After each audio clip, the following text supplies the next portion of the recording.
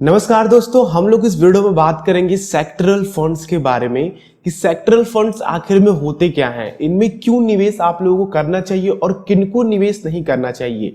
ये वीडियो इसलिए इंपॉर्टेंट है दोस्तों क्योंकि आप लोग जो नए इन्वेस्टर आ रहे हैं म्यूचुअल फंड पे या फिर आप लोग शेयर मार्केट या फिर स्टॉक में जा रहे हैं, तो आप लोग किसी एक सेक्टर की तरफ भागे चले जा रहे हैं, किसी पर्टिकुलर सेक्टर में आप लोग निवेश कर रहे हैं। तो उसकी कमियों और खूबियों को समझिए इस वीडियो में, जिससे कि आप लोग अपने लिए अब सही तरीके से पोर्टफोलियो क्रिएट कर सके और अपना रिटर्न जो है वो मेंटेन कर सके। और जो आप लोगों का फ्यूचर गोल है वो अगर इन सेक्टरल फंड्स से निकल करके आता है तभी आप लोग इनके साथ आइए, वरना आप लोग जो घोड़ की चाल होती है उसके पीछे आप लोग ना चले। आप लोग अपना पोर्टफोलियो खुद से क्रिएट करें और सही तरीके से माइंडसेट करके अपने गोल की तरफ चले।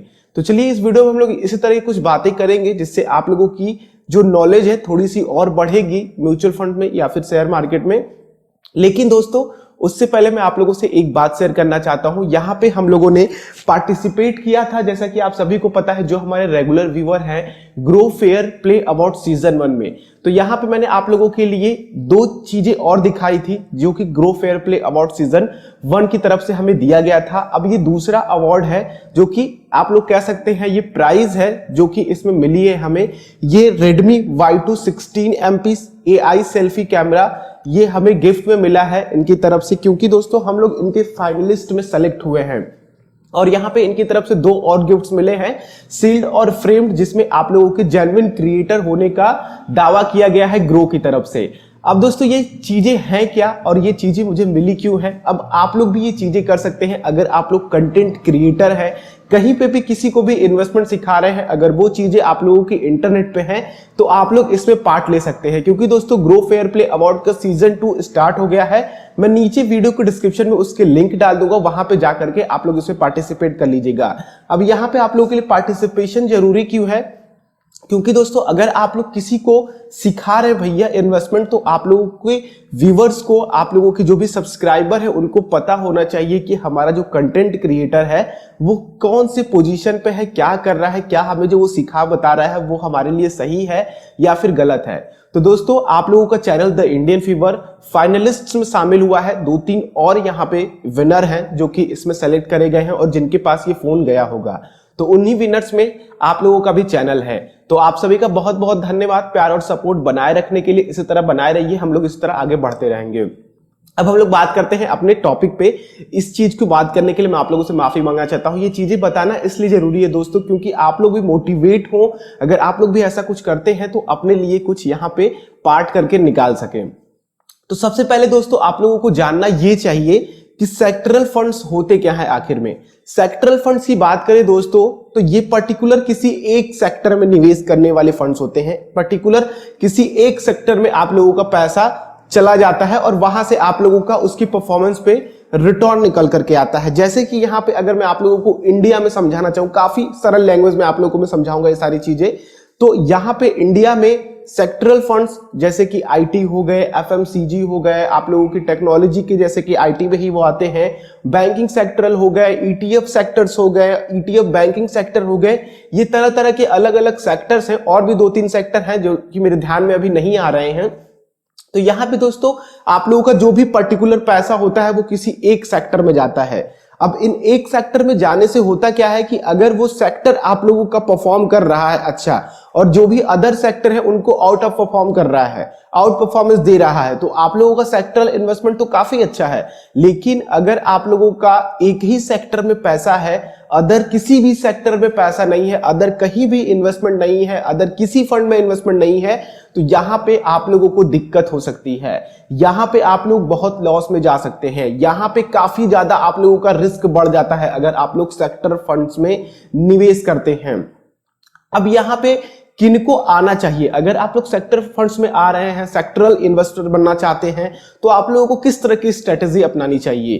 तो यहाँ पे दोस्तों बड़े बड़े इन्वेस्टर और मेरे जैसे छोटे इन्वेस्टर भी ये चीजें समझते हैं कि हमें सबसे पहले तो सेक्टरल फंड्स को कंसिडर ही नहीं करना चाहिए, अपने पोर्टफोलियो में शामिल ही नहीं करना चाहिए। लेकिन अगर शामिल करने की बात आती है, अगर हमें रिटर्न निकालने की बात आती है, बेहतर रिटर्न निकालने की बात आती है, तो यहाँ पे हमें अपने पोर्टफोलियो में कम से कम 3% और ज्यादा से ज्यादा 10% 3 से 10% के बीच में आप लोग अपने सेक्टरल फंड्स को शामिल कीजिए अगर आप लोग सेक्टर में निवेश करना चाहते हैं, किसी सेक्टर फंड्स में निवेश करना चाहते हैं।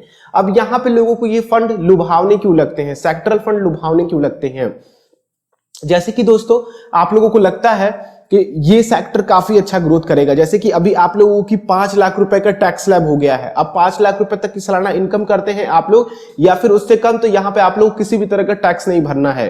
तो यहां पे अब क्या होगा, जो पहले 2.5 लाख था अब 5 हो गया है, तो अब यहां पे जो टेक होम सैलरी होगी, जो सैलरीड पर्सन होगा, अब वो अधिकतर इन्वेस्टमेंट को कम करेगा और जो टेक होम सैलरी रहेगी वो उसके पास ज्यादा आएगी, यानी कि अब उसको ज्यादा टैक्स बचाने की जरूरत नहीं है, अब वो खर्चे ज्यादा करेगा। तो इस समय में एफएमसीजी सेक्टर थोड़ा ग्रोथ कर सकता है। अगर घर पे पैसे आएंगे तो भैया जाहिर सी बात है जो मार्केट में प्रोडक्ट्स है उन पे खर्च भी होंगे, तो यहाँ पे एफएमसीजी सेक्टर थोड़ा ग्रोथ कर सकता है। और बैंकिंग सेक्टर, यहाँ पे रेपो रेट कम हुआ है, बैंकों को कर्ज देने वाला रेट कम हुआ है, ब्याज दरें कम हुई है, तो यहां पे बैंकिंग सेक्टर भी इंक्रीज कर सकता है। अब आप लोगों की लोन की ब्याज दरें भी कम हो जाएंगी। तो इस तरह से आप लोगों को चीजों की एनालिसिस करने आना सीख जाते हैं, तो आप लोग सेक्टर फंड्स में चले आते हैं। लेकिन अचानक से जाकर के रेपो रेट में वृद्धि हो जाए तो फिर यहाँ पे बैंकिंग सेक्टर धड़ाम से नीचे चला आने लगता है, तो लोग यहाँ पे सेफ साइड में चले जाते हैं, एफएमसीजी में चले जाते हैं, आईटी में चले जाते हैं, इस तरह की सेफ साइड में चले जाते हैं। तो कुल मिलाकर के दोस्तों मैं आप लोगों से कहना चाहूंगा कि यहाँ पे डाइवर्सिफिकेशन होता ही नहीं है। जैसे कि आप लोगों की डाइवर्सिफाइड इक्विटीज में होते हैं, आप लोगों की वहां पे डाइवर्सिफिकेशन ले सकते हैं, लेकिन अगर आप लोग किसी सेक्टरल फंड्स में जा रहे हैं तो वहां पे आप लोगों को डाइवर्सिफाइड नहीं मिलेगा।